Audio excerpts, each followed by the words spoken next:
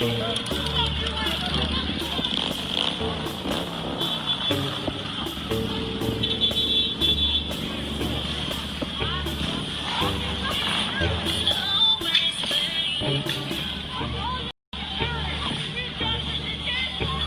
live in your mom's basement. You live in your mom's basement, man. You live in your mom's basement. My mom is dead! Are you happy now?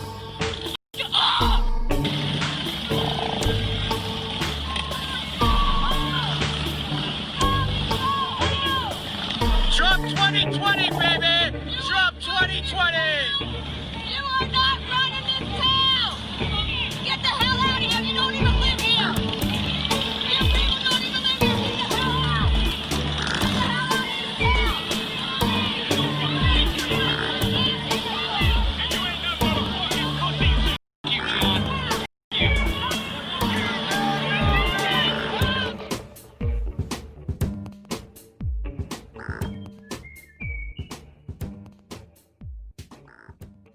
So, my name's Miranda. I know we don't really know each other, so this is my official introduction. Yes. Several of my good friends have been participating in your protests, and I heard about what happened with you, and I wanted to jump at the chance to interview you and get to know what happened from your perspective. I haven't seen really your narrative. I've seen several people posting online about what happened last week, both from the right-wing side of things and from the protesters' side of things. And I would really like to just ask you a few questions, hear your perspective, and really hear about what you guys are hoping to accomplish here in Pasco, and what you're hoping from the broader perspective, really. So I guess I'd just like to start out with asking a little bit about you and how you got started with the Black Lives Matter movement. Actually, it's funny how it happened, you know, when everything happened with George Floyd, and of course we're all home, the COVID, everyone's just like here, you know, can't believe this is happening. So honestly, I went to, you know, one protest in Tarpon Springs, and then after that, I noticed there are actually white allies. There was actually like not really any people of color or black people around. It was actually a lot of white folks just protesting, and they kind of would just go on the corner of like Main and 19 or 54 and 19. And it would just be a bunch of them that went out. And at one point, me and Marlo at the same time went out there and checked it out, and we kind of just kept doing it with them. But they kind of encouraged, I mean, the white allies actually really encouraged that we kind of step up and lift our voices up and, you know, take a lead of it. For the most part, it just started. Like, honestly, one day we were just doing the 19, the US 19 in Main Street. We weren't really expecting it to be anything big. We weren't expecting to march. We were just expecting to raise awareness, you know, let people of color know, but that Black people do matter in Pasco. I don't think we really actually understood how crazy things would be, or how, you know, how we'd be targeted and how all the crazy racist and hate groups would come out, because it was definitely something we just kind of decided to do, and it just kind of like spiraled from there. Right. So there is a lot of misinformation floating around. You know, Black Lives Matter is a domestic terrorist organization, or whites are the minority in the country, they no longer have rights, or, you know, those crazy things that people say on the internet. Can you say what Black Lives Matter is and does? Yeah. First off, I'd like to say there's nothing different in 2020 than there was in the 60s. People always have this horrible hate in their heart, and they're going to always demoralize and make Black people out to be violent, to be thugs, you know, to not have self-control. The list goes on. truthfully, my thing is the more and more people are calling us terrorist or a hate group, I don't understand it because you see every race together standing side by side. The counter protesters always seem to be the same, to be the same race, as well as the fact we haven't burned anything, we haven't looted anything, we don't want to destroy our own community. Um, Now, I'm sorry, but what was your direct question? I'm sorry. I know I kind of went off. Oh, it's fine. So, can you say what exactly Black Lives Matter Okay. is and does? Yes.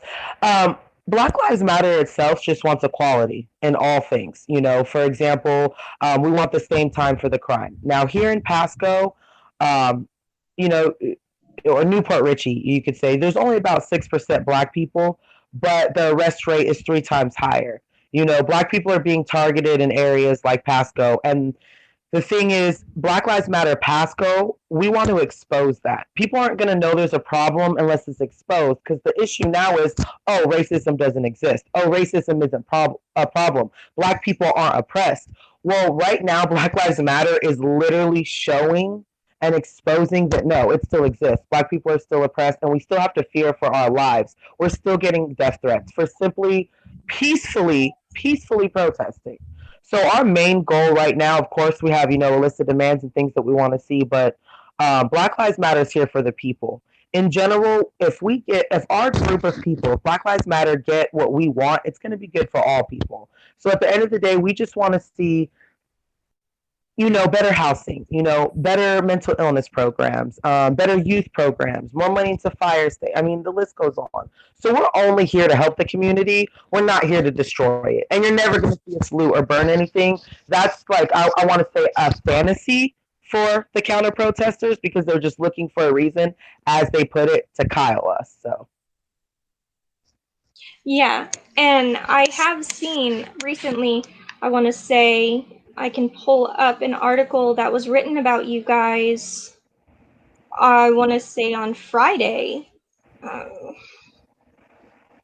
by CL Tampa, stating there has been no property damage whatsoever in these protests, despite what has been going around. And you have received threats to burn their houses, burn their cars. Yep. Run us over. Correct. Yes. And it was officially stated by the police department that there has been no property damage whatsoever. None. So that is 100% accurate. Correct. As confirmed by the police department. Correct. We don't even take the road, let me mind you. Yes. And so my next question was, what change are you hoping to see? But you pretty much covered that. You want better programs, you want better housing, you want mental health care, things of that nature. So I guess that pretty much takes me to what did happen at the protest last week? We're speaking last Sunday, or are we speaking Friday or the Sunday? The Friday I got arrested, or that following Sunday? Well, let's start with the Friday you got arrested. Okay. Now, see, with that, a little backstory with that is before the protest on Friday, someone actually said, "Hey, Nina, do you know you have like 2 noise ordinances?" And I'm like, "No, I've never got any in the mail, I never knew about them." So I guess there's a thing where they're supposed to give you a warning, and they never did. I had a court date for 2 noise ordinances on the 3rd, which I honestly had just found out about it, and I feel that they wanted me to miss them, so they had a reason to document me, and to arrest me. Because on Friday, literally, it had been 10 minutes into a protest. They come over, and they're like, "You can't use your megaphone," so on and so forth. Which I figured they were doing that to make themselves look good because all the ones they issued in the past I didn't know about. And they let me know, "Hey, you have 10 minutes to stop using the megaphone." Well, for me, we're here to make a point. We're not here to make everyone comfortable. I mean, they think peaceful protesting is being silent. No, peaceful protesting is honestly annoying you guys and making you have to look at the issue and want to do something about it. So they come back within about 10, 15 minutes, and they're like, "You have to sign the citation." And in the beginning, I was like, well, can you mail it to me or send it to me, At that point, the white allies, I guess, were kind of worried, so they kind of get in front of me. And I stated, hey, well, if the police are here, let me talk to them. I mean, within 15 seconds of them telling me to sign, I'd say about 60 seconds of them telling me to signing it, they just arrested me. Like instantly. They were just looking for that opportunity. They did not talk to me. They barely explained to me that, hey, if you don't sign this, you're going to be arrested. If they honestly would have, I probably would have signed the thing. Ain't nobody trying to go to jail for no reason. And I mean, they literally came fast, and they treated me like I was a criminal, like I was gonna hurt them. I mean, I remember my wrists were messed up. The whole situation was just over exaggerated. Like, why would you arrest me over a megaphone? I really feel that they just wanted to find out. Cause I was not born here, in Florida. They wanted to find out who I was, where I was from. They wanted to document me, get my fingerprints, and just be able to track me. Because really that was uncalled for altogether. And again, they are targeting me, they are stalking me, and they are looking for any reason to take down any of us in the group, to slap us with charges, because they know that they falsely arrested 2 other protesters, and they're probably scared it's going to be exposed. So they're trying to shut us up, basically. Okay. And then there was another protest on Sunday, you said. Yes, there was. Yes. And were there any issues with that one? Was there any what? I'm sorry? And what happened with that protest? Okay. That protest was actually pretty stressful because we had some counters there, doing a lot of what they do. Now that day when we went to down to Sims Park to do a couple speeches, I had used the megaphone for like 2 seconds. I had thought that it was, within the range. Basically, the police were stalking me and over patrolling, that within me using the megaphone for literally a minute to say one thing, they came right over to me with like another citation. Like they're just ready, just, hit me with them. But that's not really what stood out to me. I got more citations that day. It is what it is. But when we got back to where we meet up on our from our marches, there was actually a guy that showed us the backside of his gun and said, "This is war." We had a little video of it. You can clearly see there's kind of a gun in his pocket. The police come, they see the video, they do talk to the guy, and they take the gun, but they say there wasn't enough proof to do anything about it, although they can kind of see it in the video, and obviously the guy had a gun. And that's kind of why we canceled Friday. Like, things were getting escalated. A man literally came with a gun, ready to shoot us at any chance that he had, because he literally declared this is war. Okay, so that explains the official Black Lives Matter Pasco page stating they couldn't be connected to or responsible for protests in the current environment due to the threats. On Friday, there was someone else that that you could say they're like a sister organization, you can say, and they were having something that might have confused our 2 organizations. We did try to get them not to go out on Friday because some of our people are mixed in with each other. Because of the danger of it. I don't feel we have the numbers or the security to go out on Friday. I don't know if you've seen it the night I got arrested, but the Proud Boys, the bikers, between the police late at night. I mean, late at night with all those people, the police are targeting us. The Proud Boys are targeting us, and then the bikers are targeting us, not to mention the Trump supporters, and they're all ganging up. Some of them, there's stuff all over Facebook about them coming out with guns, getting ready. People say they'll kyle us, they'll run us over if they see us. I just feel like my people are more important than making a point. If they want to say they ran us out for Friday, that's fine, because at the end of the day, this is not about them. This is about the systematic racism and oppression on Black people. It has really, at the end of the day, it's not about Trump. It's not about Biden. It's not about any of it. It's about Black people and their liberation. Right. I actually do have a recounting of the events from the counter-protesters. They stated Black Lives Matter carried batons, attacked a civilian woman, which is why their leader was arrested. I'm assuming they're referring to you. That is 100% a lie. Right. The Black Lives Matter had spotters counting Proud Boy numbers. They were afraid when they had to attack the defenseless Trump supporters the weeks previous. So rather than terrorize the Trump supporters, they terrorized bar patrons. And that's when they attacked the random local woman. Upon this news, the Proud Boys, a mixed-race, anti-racist, anti-communist group, and Patriot Prayer, which is another known domestic terrorist group, per the FBI, arrived on the scene. Once they saw this mixed-race group of men, the Black Lives Matter ran as fast as they could while carrying weapons. Pasco police told Proud Boys not to follow. Proud Boys obeyed the authorities, and Black Lives Matter ran to attack the police station, again after attacking locals. Black, Hispanic, and white locals cheered on the Patriots and Proud Boys because they saved them from violent Black Lives Matter rioters. What is your reaction to that recounting of the events? It is laughter. I am laughing inside at the ignorance and at the disgraceful, disgusting levels people will go to in 2020 to demoralize anything that has to do with Black people. That is actually hilarious. We record every single protest because of this. The police themselves stalk us, and you're telling me we're running around with weapons and beating helpless women? No.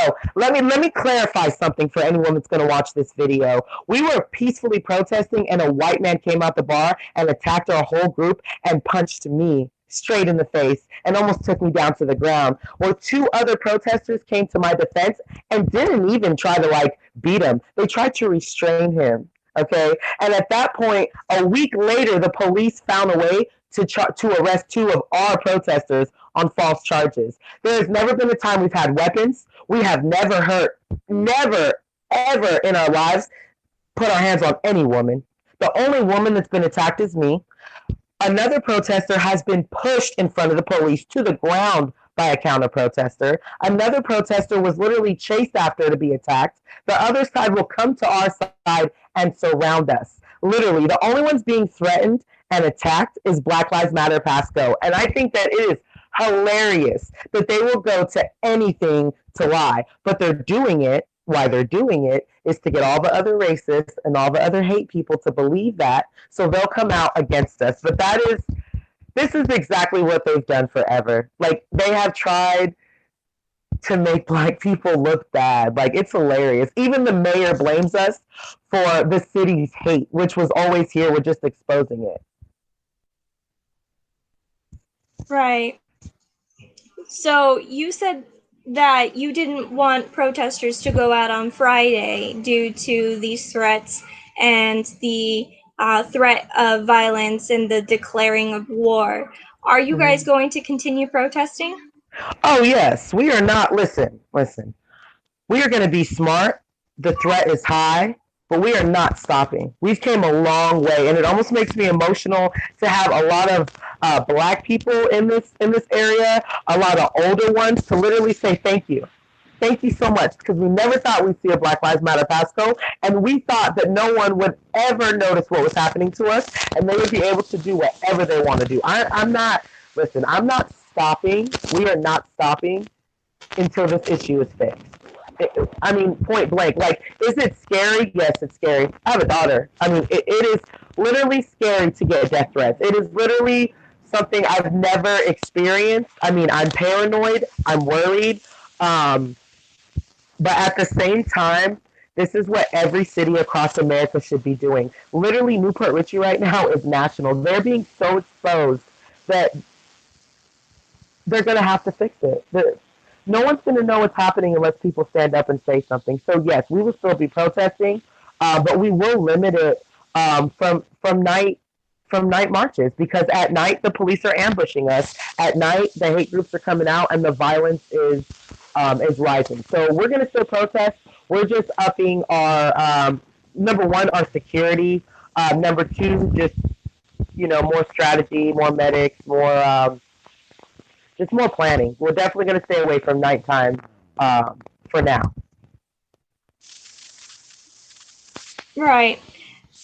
And has there been any coverage from local media? I know I've seen the one article referring to the threats that you've received, but have you guys been contacted by anyone other than myself, which I don't know if my Definitely. podcast counts?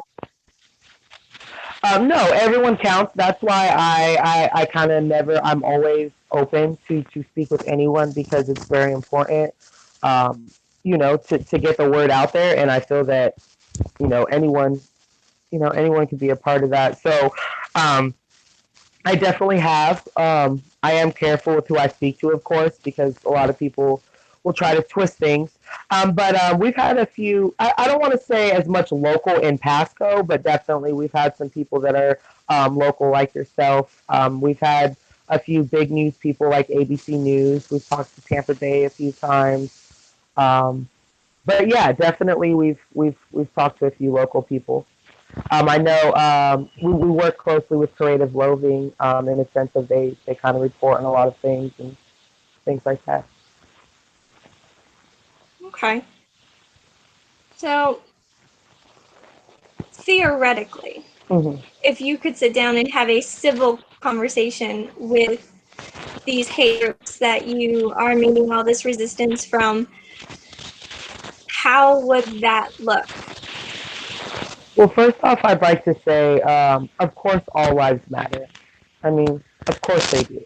Every life matters. My daughter's half white. Her life matters. They have this impression.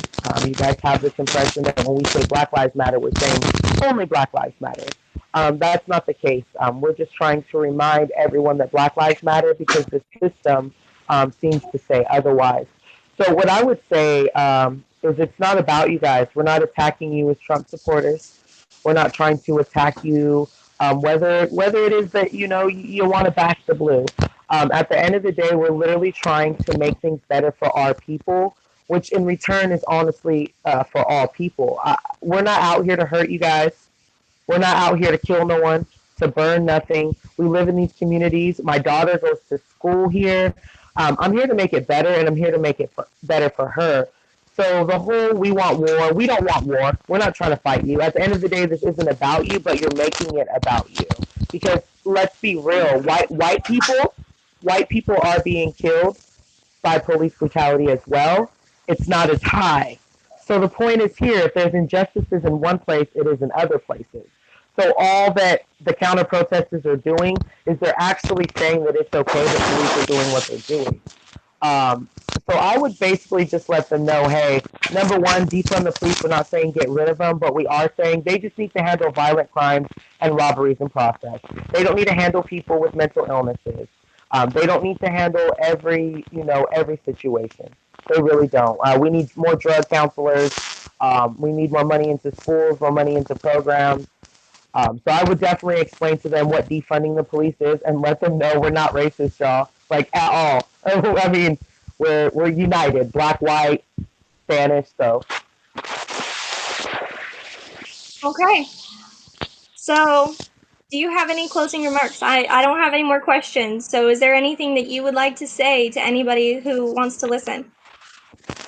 I would definitely say I'm very sad at how things are going, and I just want to mention if Black Lives Matter, like people say they do, I don't see why. This is not political, at least not for me, because not to be. I know people want to go Biden, but I'm just going to be real to me, who I am as a person. I know whether Biden or Trump gets in office, it's not going to help us as Black people as a whole.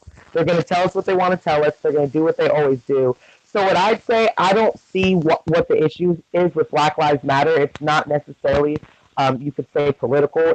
For me, in what we believe here in Pasco, I'd say if Black Lives Matter, why are the Trump supporters not over there with their Trump flags and their USA flag over there screaming Black Lives Matter? If they matter, they can matter whether you're voting for Trump anyway. Like, it's just That's basically just what I gotta say. Like I don't understand the hate. Like the hate came from the Trump supporter side. We don't go to their corner protest. We are not trying to be against them. They've made this whole thing because every time we see a Trump supporter out there, they're the ones hating, they're the ones threatening us, and they're the ones calling us racist slurs. So we have came to the conclusion that Trump supporters are racist because they did that to themselves. If you're not, then show us you're not. And come over, join Black Lives Matter Pasco, wave your Trump flag, and let everybody know Black Lives Matter coming from Trump supporters. That's all I'm going to say. Awesome. Thank you for taking the time out of your day. Thank you for supporting your cause and doing the right thing and furthering the cause of justice and equality. So No, I thank you. I thank you. I thank everyone that takes the time to interview and listen to us because not many people are. So people like you are very important to the movement, and I want you to know that, and I appreciate you. awesome. Well, thank you very much again, and best of luck. Yes, you too. Be You have a good safe. one. Thank Yes, you. You always. too. Bye-bye. Bye.